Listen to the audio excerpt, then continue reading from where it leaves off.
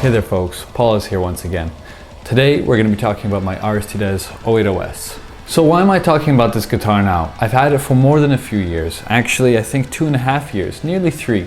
Well, there was a request recently in one of my videos that I review this guitar and talk about it. And while I don't review guitars anymore, this is something that I've been meaning to do for a long time, just to talk about why I chose Aristides in the first place. It was NAMM. It was 2015 or 16, I believe, and I got to meet Pascal over at the Aristides booth at NAMM. It was a really interesting experience. We got along quite quickly and got along very, very well ultimately, and we ended up becoming quite good friends after all this time. But the moment I had laid my eyes upon Ishan's Aristides 08OS, which has the same paint as this guitar, which is a purple and red chameleon, I was in love, and that was it.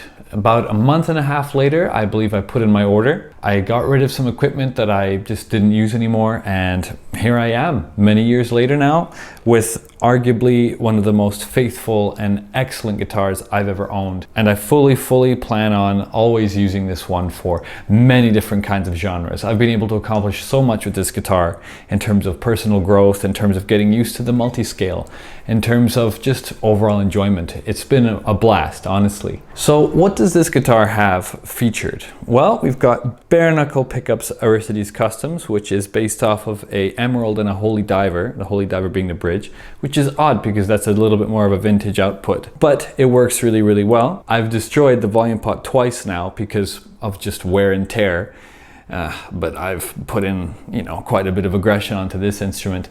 And it has a satin neck, as I said before, a purple red chameleon finish. It's in gloss, dark rich light with blacked out inlays, just the Aristides logo and the 08OS. Hipshot tuning machines, as is fairly stock on all Aristides guitars now, and black hardware, tone, volume, 5-way switch, and that's about it really. My string gauges are 9 to 80, and I've gotten really comfortable with the Diodario NYXLs. And that's kind of the once-over with this guitar. A long time ago, I decided that I was gonna switch over to an 8-string guitar, and I really had no idea what to go for. A friend of mine loaned me a Halo guitar once upon a time, many years ago. This is Dean Murphy, who's one of my greatest friends.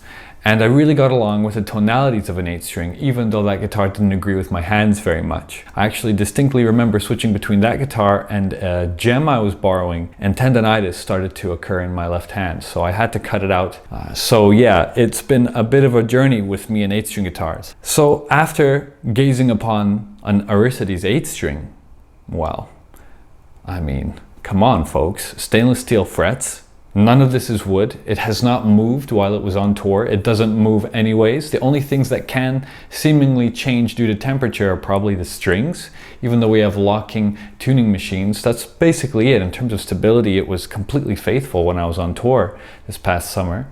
So what can I tell you? It's like not much of a review, it's more of a love story at this point. This guitar has been with me through thick and thin, in terms of recording, in terms of traveling across the planet, in terms of getting the volume pot replaced now twice. It's been a really special journey with this one, and if it broke tomorrow, I would lovingly get another one and just be sad that the first one broke. There is a little bit of wear and tear finally. The neck starts to gloss out in certain spots wherever you like to play the most. For me, that looks like it's behind the 3rd fret and up high on the 12th and 15th fret. The neck starts to just get just a little touch gloss here because of wear and tear, of course. And around the electronics here, there is quite a little bit of pick rash and whatnot. And the back is actually fairly unscathed. I'm pretty proud to say I've kept it in pretty good condition. And the guitar has served me super well. I've featured it in so many YouTube videos, it's kind of ridiculous. Whether it's for tone demos of a electronic-based amplifier sound, or a analog amplifier, or a profiler, or an Axe-Fx, or whatever it might be, this guitar has always been a faithful tonal companion. And I'm really excited about it every single time I pick it up. I still wake up in the morning and go, damn, I own this guitar? And I get really excited to play, because on this guitar, the multi-scale, being as subtle as it is, makes things absolutely effortless for me. And that's really wonderful, especially because I've been prone to tendonitis before and just feeling really stiff in the hands in the first place. I've lost lots of finger strength over the years, and this guitar has still been able to be fantastically playable. All the tones sound great. I haven't really had to set it up other than the one time for tour, and that was basically just moving the saddles down below, and that was it. So anyhow, that's kind of my little love story with this guitar. Let's hear some playing and we'll switch back to talking in a little while.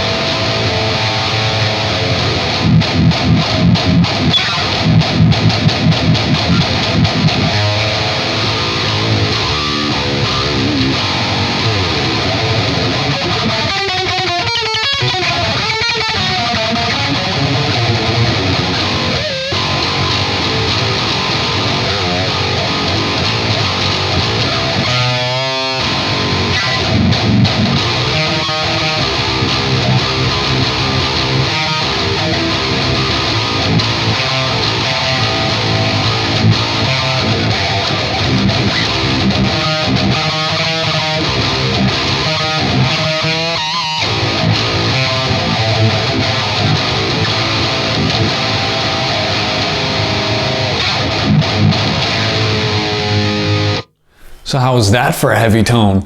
The guitar seems to be able to do really well with whatever I throw at it, and later in the video you're going to see some clean tones and a lead tone which really showcase what I mean by that. Aristides has got probably the most interesting material possible in terms of the resonating material arium that they've developed. It's definitely something that doesn't break.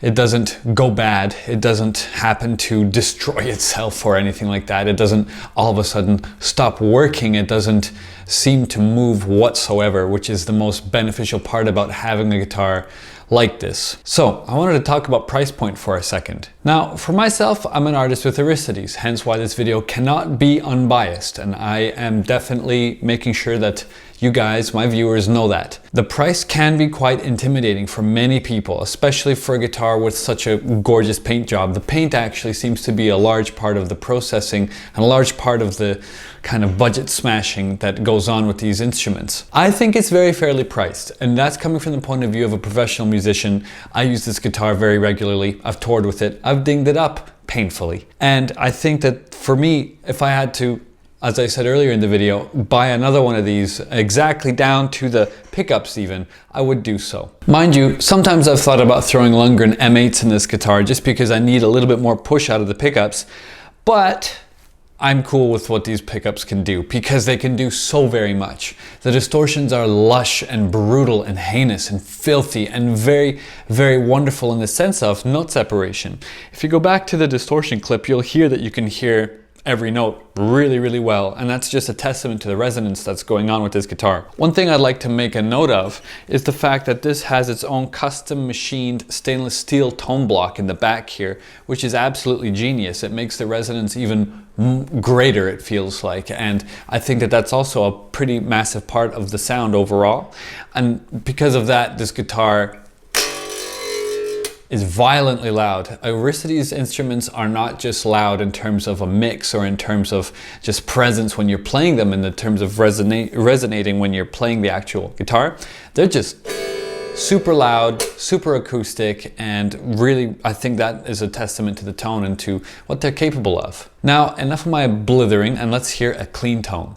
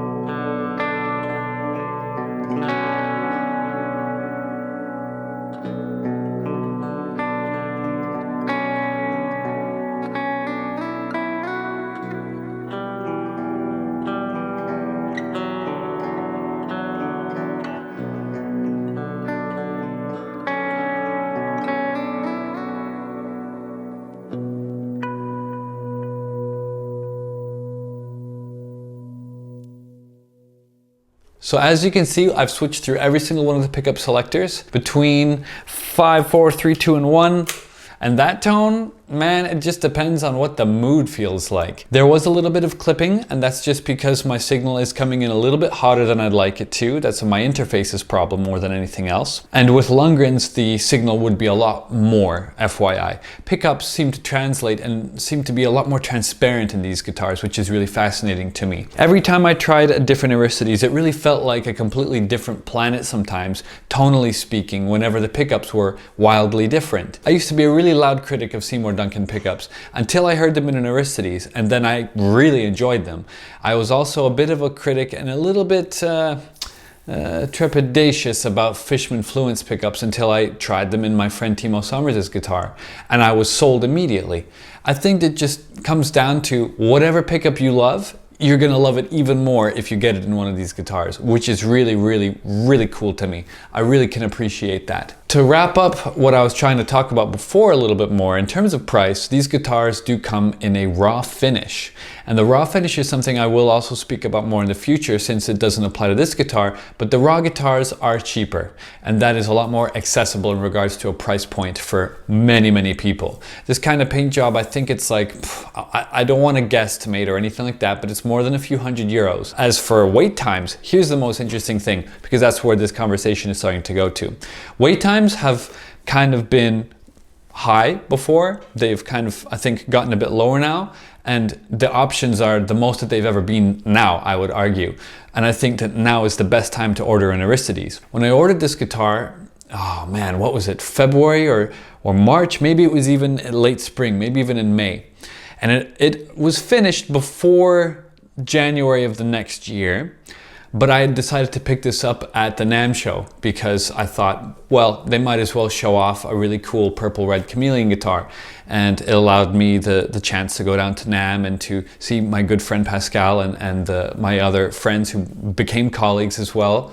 And it was a great time, and there was nothing like that feeling. There's actually a picture of myself where I'm grinning like an idiot. Where I have my guitar for the first, it was within the first 15 minutes of owning the guitar. It was a really, really special moment, and I'll never forget that.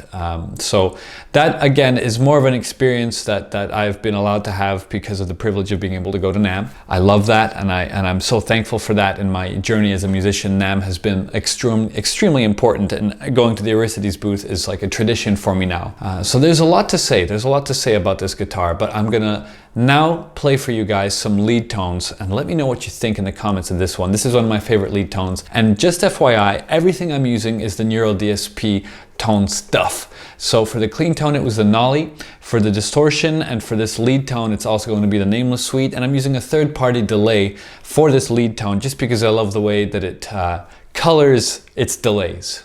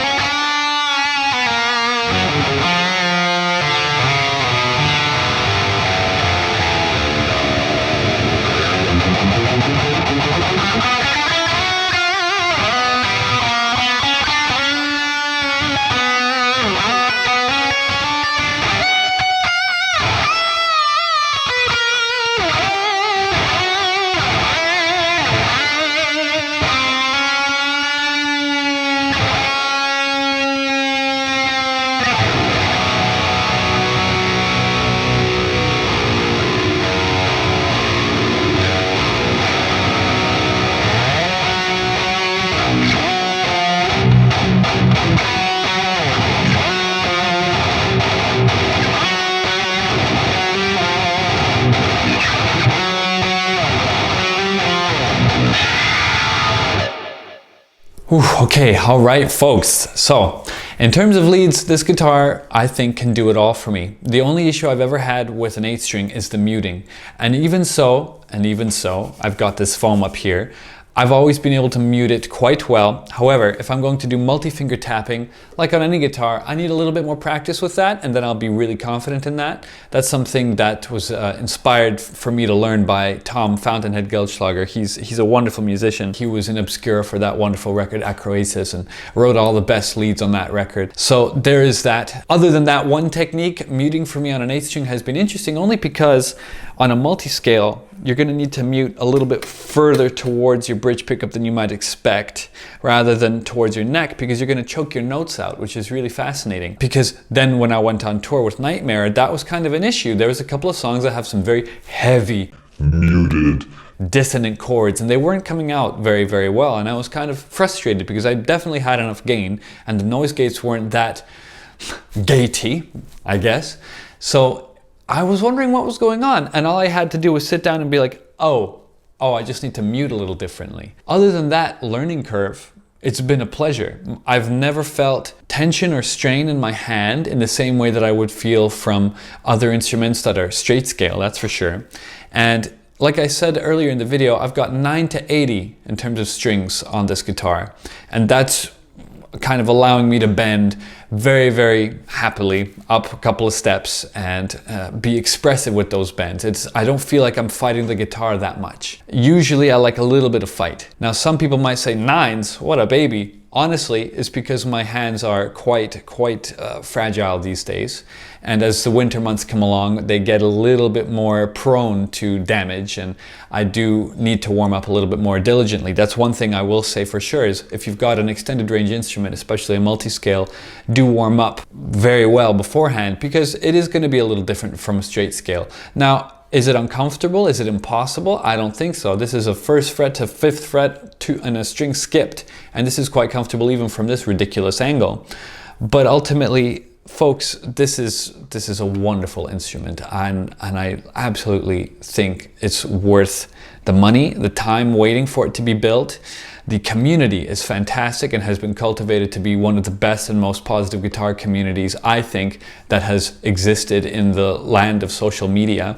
And the basic aesthetic of it with the wings, still to this day, as I said once upon a time, a very long time ago now, reminds me of this futuristic sports car, because Aristides really is the Koenigsegg of the guitar world. These are the most advanced and the most wonderful feeling guitars. I have so many friends who have owned and played them. I have so many friends who have toured with them, and they all rave about these instruments. And after I finally did the final test of this guitar, after this long love affair of going on tour with this one, as well as with a raw 070 SR, I can tell you folks that this was absolutely the right decision. This is my favorite guitar, and that's that. There's not much else to it.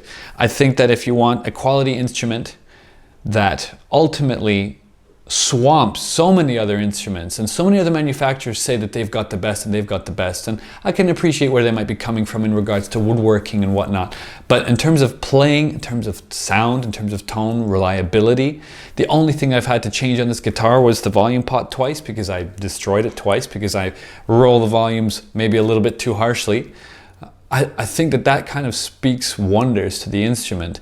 I've had to take very little care of the fretboard because of, a lack of acidic sweat, but all you need is a damp microfiber cloth and you can clean it. You don't need to have a special oil. You don't need to go, you don't need to go through a lot of effort to maintain these. Once they're set, they're set. They're wonderful. And I think, other than the details of the outside, I can finally say to you guys, the inside wiring work of these guitars is precise, almost like science. It's absolutely ridiculous. It's really a special instrument, and for me it's absolutely one that I will always, basically, it's like when you buy a really vintage instrument, you know that you're keeping that one for a long time, if not leaving it as a family heirloom. This is my heirloom. And with that, I think I should wrap up this video. I will be doing a few more reviews of the guitars I own in regards to Aristides. I do not review guitars anymore just because of the fact that I found my home with Aristides.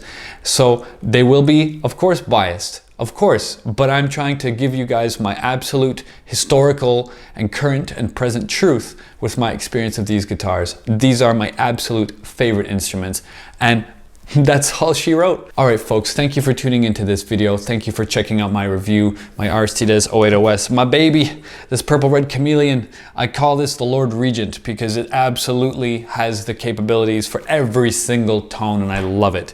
And yeah, that's about it. Don't forget to subscribe, like, and share this video if you really actually like it. It means a lot if you share videos these days. It's a very easy thing to do, and it just spreads the joy around. All right, YouTube, I've been Paul Oz. Cheers.